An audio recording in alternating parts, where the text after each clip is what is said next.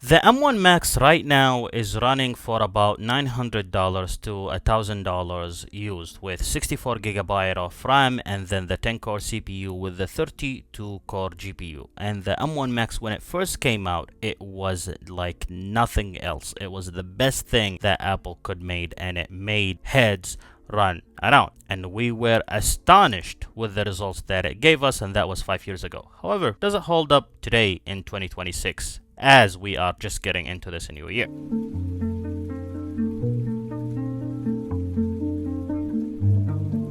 Hello guys, this is Adam. If you like what you are seeing, you know what to do, aka subscribing and liking the video. And with that, what I have in front of me, the MacBook Pro M1 Max 16-inch. So I got this machine as soon as it was released back in 2021, if I am not mistaken and my memory serves me right. Let's go ahead and do something really quick. So I'm gonna go to preferences, and then here we have the Apple M1 Max GPU with the 32 cores. So that is the maxed out, and it's using Metal. And this is the Junk Shop project. And here I have the samples set to 200, and here I have cycles, and I have GPU compute. So I'm gonna go ahead and render. So this is done, and what we got is a 23 seconds, which is very accurate because I do have actually the results right here for all the machines that I ever got to work with. The M1 Max is the very first one, and it was a 23 seconds. The mobile version of a 3070 Ti 8GB version, and basically that's the laptop with the Razer Blade, that is 18 seconds, which is faster than the M1 Max. Then we go to the desktop 5060, which is 8GB. That is one of the newer GPUs that we have, and that took 12 seconds, or 12.8, let's say 13 seconds. Let's go to the base M5, which is costing about $1,500, has only 16GB of RAM, while our machine right here has 64. We are actually getting 16 seconds.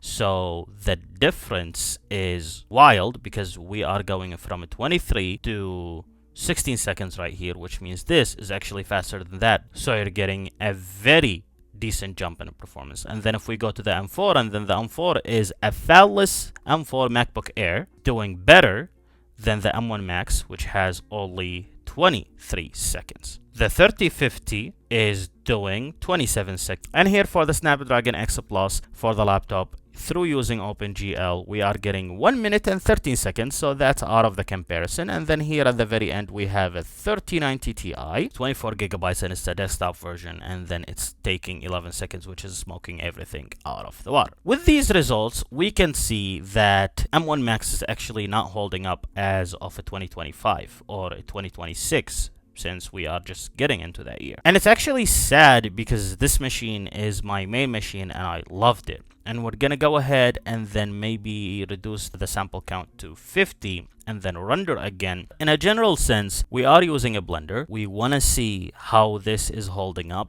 and it's not holding up very well. And again, we are still getting the infamous 23 seconds with the results, and that is the consistent results that we will keep getting with this project. Aside from this result, which is obviously not what you were, let's say, hoping or looking for, because something such as a base MacBook Air M4 with 16GB of RAM is taking 20 seconds, which means it's faster than the M1 Max, as you can see. Then you will be like, there is no point in getting the M1 Max in 2026. And you know what? I do agree with you. Especially if you are a person who is using a blender right now. I don't think right now it's the best decision to actually go ahead and get this machine. Does that mean you cannot finish your work using a blender on this machine? No, you can, of course, 100%, and you will be good to go. But I am genuinely thinking of replacing this machine and then getting something else. Granted, probably my next machine is gonna be Lenovo laptop. So with all of this, how does the RAM and the GPU hold up here in 2025? And I think that is something worth exploring.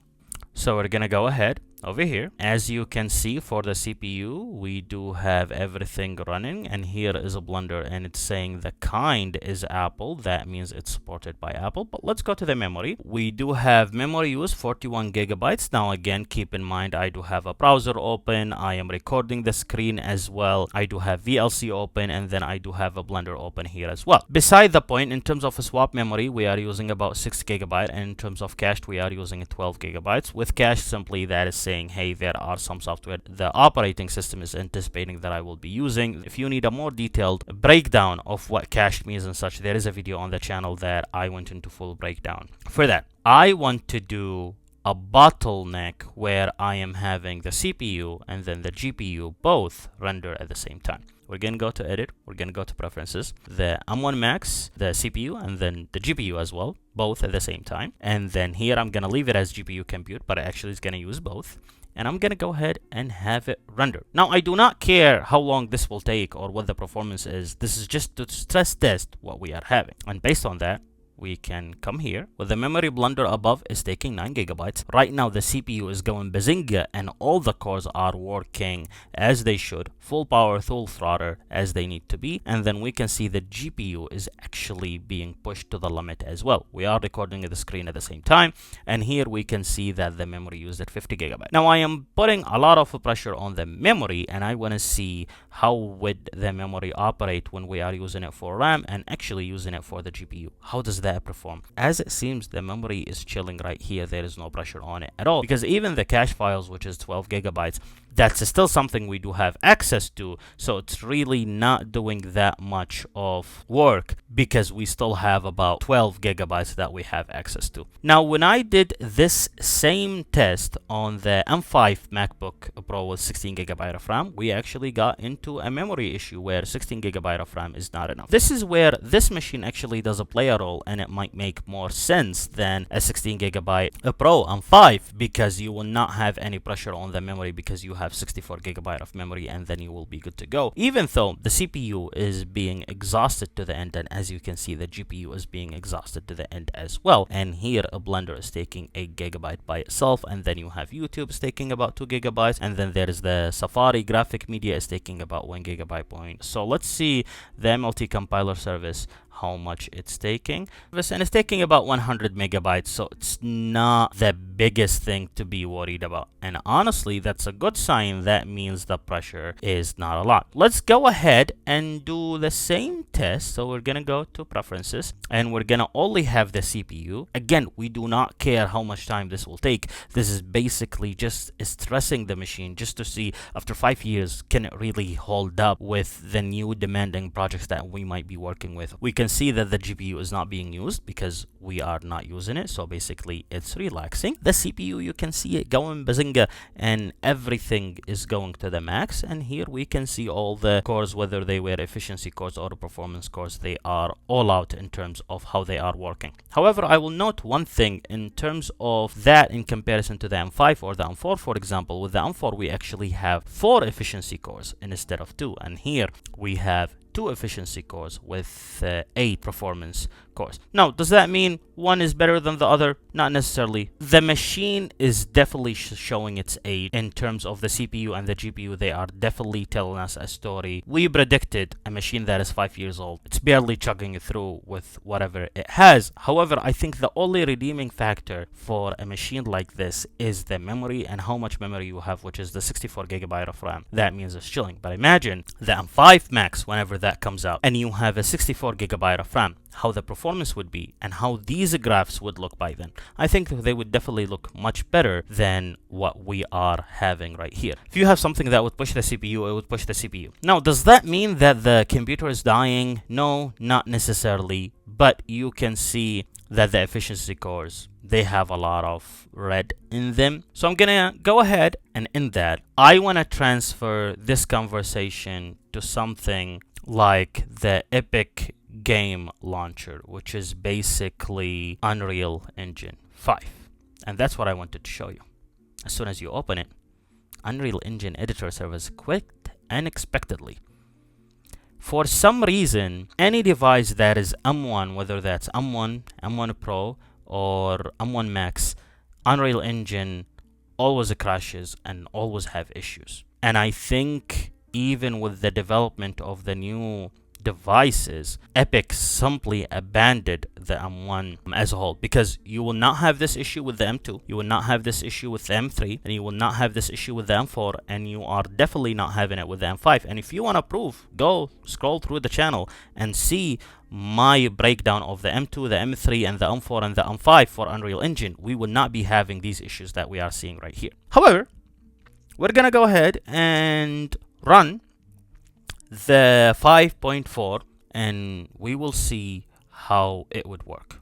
We're gonna do 5.4, and the reason I am not running 5.6 because I know it will crash, and we will try that in a second. We want to know if Unreal Engine is working as it should for a machine that has 64GB of RAM and SoC, so basically what Apple like to call unified memory. And a lot of you guys in the comments said, hey, unified memory is actually the correct name and yada yada. I still hate that name, but if that's what we're gonna go with, so we're gonna say unified memory, and unified memory is basically what Apple like to call it, even though they are scamming you, but you know, Apple like to call it the unified memory. So we're gonna work with the unified memory, and unified memory is supposed to be working with the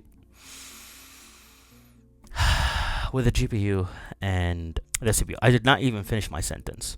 Now, Xcode metal compiler error, yada yada. Now, that error is very common, and there is a video actually on the channel on how to fix that error. I can fix that error right now, which probably I will do, but that's not the main point. The main point is you are working with a machine that is barely holding itself up for you to do anything. Like, it's not fun. You go to Blender and you are trying to do something and the machine is warm, and then the CPU is barely breathing, and then you go to your Unreal Engine because you made an object here in Blender, and then you want to export it, and then it's barely opening there and it's barely functioning because you have a lot of issues with Unreal Engine. Granted, I do not recommend Unreal Engine with any Mac version. I have talked about that countless times, and I will keep preaching till somehow Unreal Engine is fixed on Macs. And that's one of the reasons why my next machine probably is going to be a Windows machine, is because I want something that I would be able to use Unreal Engine on instead of having to go ahead and use something else and then go back. And we have Slay Animation Sample 2, and yay, it's working! Oh, that's so nice!